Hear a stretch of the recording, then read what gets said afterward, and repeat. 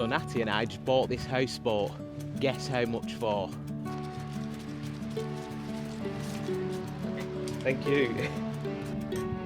Now that the important stuff's out the way and this bad boy's paid up, we'll give you the price. How much was it? 140,000 rupees. And we've not bought it, we've only bought it for the next 21 hours. That doesn't change anything. This is a private boat, the entire boat is ours. Now I don't say that to impress, but to impress upon you one thing. You must take time out for yourself, but when you're at the beach, the operative word is be.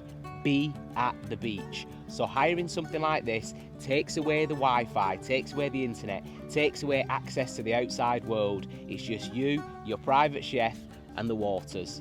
The point being that life can be busy at times. We can really get caught up in our own minds about the next deal that we're working on, or whether it's picking up the kids from school, whatever it may be. But the reality is we only get one life and we have to live it. And something like this forces you to step back and appreciate what life has to offer, because it is just that. Life is for us, not to us. It's happening for us, not to us. Any of the challenges that you're facing at the minute, they are just that, a challenge or an obstacle, just like a hurdle for a runner to overcome.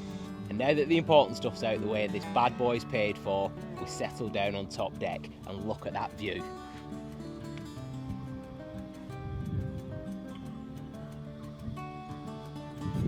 A view that's almost priceless, or in this case, 140,000 rupees, about £140,000. And that gets you a private boat, your own private chef, and 21 hours in this magnificent setting. And what's that got to do with business and property? Well, in this case, not a whole lot, other than this. When you're at the beach, be at the beach. Emphasis on be. We must be present. And on something like this, where you won't find Wi-Fi, in a setting and an environment like this that just draws you into the landscape, it doesn't give you much opportunity to do much else, but to step back and enjoy all that life has to offer, because life really is offering us. It is there for us, it's not happening to us. So whatever it is that we were stressed about last week, we certainly won't be stressing about it this week, and I encourage you guys to do the same.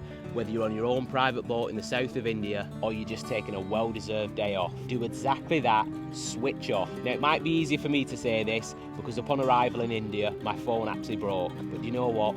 That's not such a bad thing. Yes, we might lose out on a few deals than we otherwise might have done, but we've got to remember this. Life is about balance and you have to find your balance. Until we get back to the UK, I'm sure those phone calls can wait. In favour of recharging the batteries and reconnecting with our environment. Look at that view.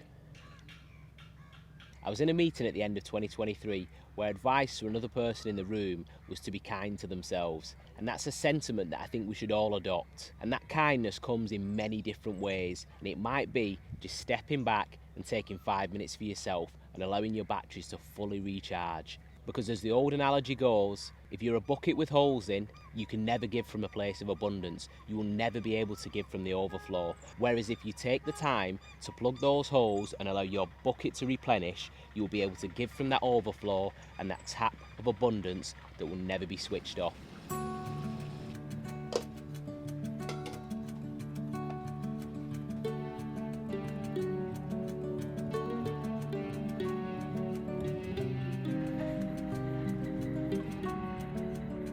That's a bit heavy right now.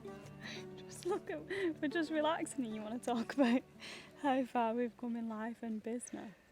Well, if you think about it, we wouldn't be sat on this boat without it. Okay, I'll let you go first then. I'll say this, I'll say we set out with a plan, a loose plan. I say loose because we thought it was a tight plan, fixed deadlines, all that other stuff, and we thought we knew exactly when it was going to come to fruition and how it was going to manifest itself, but we were way off, not only in the fact that it didn't take us 2 years like we thought it was going to take us. We're 5 years in and we're still not where we want to be, but in spite of that, naivety got us started, because if we'd have known that it was going to be as difficult as it has been, would we have even got started? I don't think we would. So I'm glad that we got started, I'm glad we were naive, and I'm glad we put the work in and we've got to this point, because now that we set out as an original goal that was lofty at the time now seems more attainable than ever. So that's a big reflection for me. What is that? There's a bird or a cat or something. So what's your question for me? Seeing as I'm now on camera when I don't want to be on camera. It's not necessarily a question. I was just thinking about now's as good a time as any. It seems that the pace of life and business has slowed for a minute to just look at actually how far Has we've it come. slowed though, or have we just stepped away because the emails that are coming through and the calls don't appear to me that it's slowed? Well, Just saying. my phone being broke certainly dealt with that. The calls are not coming through. Well, no, the calls are not coming through, but the messages and emails are still. So yeah, I think I'm happy that we're still naive in that financial freedom is soon. I don't think it's soon, but I think it's definitely on the horizon. So as long as we keep going, we'll be able to do more things like this. But for now, I just listened to what your nan said when she said it's got to be about balance. You will get where you're going, but you can't not live on the way there. So I'm glad that we do these things in between the delayed gratification. I think if you don't reward yourself along the way, and it's funny this because I'm saying this out loud, but it's one of these things that you teach what you need most. You say it out loud because you need a reminder of it yourself. And a small part of me is in that group, but another part of me is actually really grateful that we do things like this, because if we didn't do things like this, it's very easy to just be face down, backside in the air, just work towards the end. But at the same time, what enjoyment and what pleasure are you taking out of it along the way? Exactly. And even though people don't like the word journey, it is a journey. Do you know what? That's so true. It is a journey, and that's the bit that people forget. The life, whether it's, well, life full stop, but life, business, whatever your endeavour, whatever your goal, whatever it is that you've set for yourself, it is a journey to be enjoyed the entire duration, not just the destination.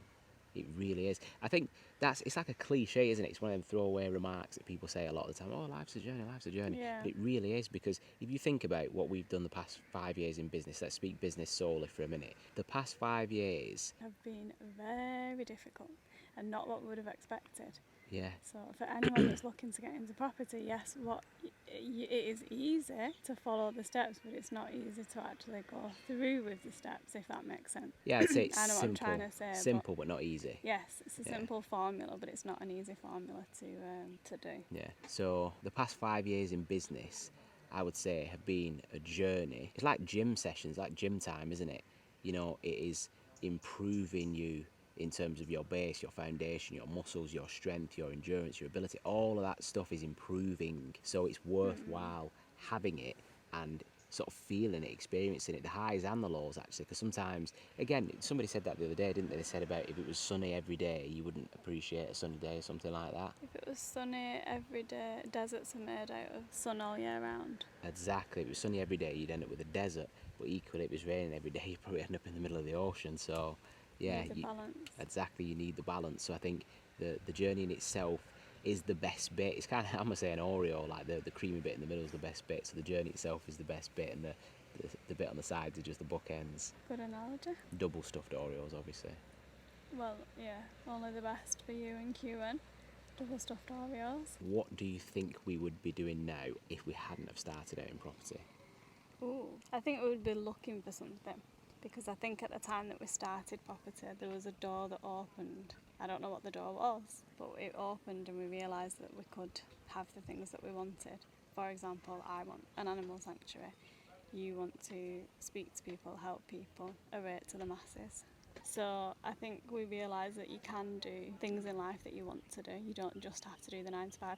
Although there's nothing wrong with a 9 to 5 if you're happy doing that, if it's something that you want to do. I hate it when people are like, oh, get out of the grind, be an entrepreneur, make money online, you don't have to do anything, you can travel the world. No, if you're happy and doing what you want to do, that's fine. I, for one, don't want to stay in the job centre for the rest of my life. And as much as you love cutting hair, I don't think you want to work there 6 days a week, which is what you were doing. So I think we'd be looking for something to alleviate us of those jobs. I'd probably be working in a minimum wage dog shelter, because that's what makes me happy. We'd just have to deal with the pay cut, but I would be working somewhere like that because that's what makes me happy. I think you'd probably have more people in the barber shop so that you could step away a little bit. But what about if we'd have gone back a few more years? Let's say we'd have gone back sort of 7 years, 8 years, something like that. We would be doing exactly what we were doing, working every day in jobs that, for me, that are not fulfilling. Just waiting for dinner time, waiting for 5 p.m, waiting for Friday, waiting for the next holiday, just waiting. And there's nothing wrong with having things to look forward to. But I think if you're not waking up and wanting to go to the job that you're in, life's too short. So I think we wouldn't have yet realised that, and that's what we would have been doing. And that's okay if you're happy. And we were happy. I'm not saying 8 years ago we weren't happy, but I feel like we were very much just in the organ grind. Like, you work more than you do things that are fun. So you work more than you see each other. So yeah, I think that's where we would have been. But I'm really not sure. And I feel on pressure because I'm on camera. We should be filming it with that background. You need to start bringing your big ring light that makes everyone look nice. You never put the ring light on me. I've always got to deal with the natural light. No makeup but a natural light. How about makeup, hair done and a ring light? Then I might be more confident on the camera. Just saying. I will ask you a question. Go for it. Okay, Stephen Kemp of Greyfern Properties. Hi guys, we're here today with Stephen Kemp from Greyfern. See what I mean? Hi guys, it's episode 35 of Greyfern Properties. There's nothing catchy or enticing about that as a headline at all. See? So I can't do either. Well, no, some things have to be planned prior. Okay, what do I say then? Nothing, just ask me whatever question you want to ask. Okay. If you could give one piece of advice to your 25-year-old self, what would it be? Wah. Good question, but a sucky question as well, because I kind of always feel, once I got over my stutter then, I kind of always feel as though people ask that question because they're looking for the secret sauce or the quick tip or hack in order to achieve something, whereas the reality is there is not one hack, one formula, one secret sauce by way of compressing what ultimately is the journey, as we've already spoken about. The journey is far more than just one action. So I think just with that said, I would say do not go out there looking for one thing that is going to be a get rich quick or a hack or anything like that. Be prepared to work your absolute nuts off, and that success will come, but the journey there is not sexy, it is not orderly, it's chaos, and everything that you think it will be, it won't. Prepare yourself for the trenches, but know that those trenches will absolutely be worth it. And in the weirdest possible way, the tough times, the times that, well, sometimes make you want to cry or physically make you cry, because you know there's been times, those times you will have a strange appreciation for. So it would be sort of some weird, almost macabre advice, but it would be that, really just knuckle down, don't look for shortcuts or anything like that, and be prepared to embrace all aspects of the journey, the highs and the lows, because they all make up in their entirety the magic of what this past 5 years for us has been. It's a long answer. Okay, I've got a similar question. What would your one piece of advice be to anybody that wants to start out in property? So again, we've got no context on their age or anything like that, so in general... You don't have to have an age, you can be... Anybody can start out in property no matter how old you are. Do you know what, again... As long as you can get a mortgage. Simple, cliche really, but start with the end in mind, because you don't know how old this person is, you know, whether they're 30, whether they're 90, we don't know how old this person is that we're giving the quote-unquote advice to. So therefore, I would say start with the end in mind, and whatever it is that you want to achieve within whatever timeline you set for yourselves, with conviction, set that up, set that as a destination, and then work backwards from there, because quite simply that's what we did originally. Originally we said, right, okay, we want 13 properties, we wanted 13 buy-to-let properties at the time, and we wanted a certain amount of income coming in each month. And as the business has grown, yes, our goals have changed slightly, but essentially they've grown, and therefore we've had to adapt and manoeuvre those figures to now fit. But at the same time, to get started, we had to have a line on the horizon to work towards, and therefore starting with that end in mind, it's kind of like throwing a grappling hook into the future so that you've got something to fix on. Because again, we've said it before, but times do get tough. Business is not a straight line, it's messy, it's awkward, it's hard work, you know that more than anybody. So it's having that and that clear vision of what it is that you're working towards and why, that will not only allow you to stay the course during the tough times, but it will actually give you something to kind of course towards on the times where it is a little bit tough. at least you're moving in the right direction, so to speak. At least you've got forward momentum rather than the brakes coming to a halt. Sometimes I forget the question. Good answer, though. And it's funny that actually, because I didn't mention one thing about property, because in actual fact, it's a principle for most things, really, isn't it? Yeah, same way as starting out getting a YouTube channel. Exactly, start out messy. Start now, get perfect later, as Rob Moore would say. Okay, I'll be telling you I'm not off. I don't think you answered the questions. I did. Okay, I know I said when you're at the beach, be at the beach, but I just can't help it. We've jumped off the lifeboat, We've jumped off the boat and we're walking through one of the local villages, and I'm just looking at these properties and wondering to myself, why are they so cheap? They're so cheap, they're less than the average price of a family car in the UK. But they sit in one of the most amazing locations I've ever seen. So why is that? 2 words. One word supply, the other one demand. And this is exactly why you must know your area before investing. We always buy to a qualified level of demand in an area that is sought after by our ideal demographic, thus mitigating the risks and helping us control the numbers. That said, and being completely honest, our average property price might be somewhere up to £200,000. Rental, the best part of £1,000 a month. But look at this. I would much rather be occupying a space as beautiful as this at a fraction of the cost. But you know what? That's just not the business we're in. We're not in the business of investing overseas, so instead we'll keep visiting these places on the jollies.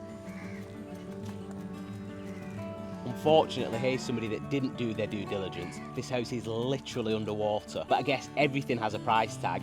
Let us know if you'd buy it in the comments just for this amazing surrounding, and if so, how much you'd pay for it.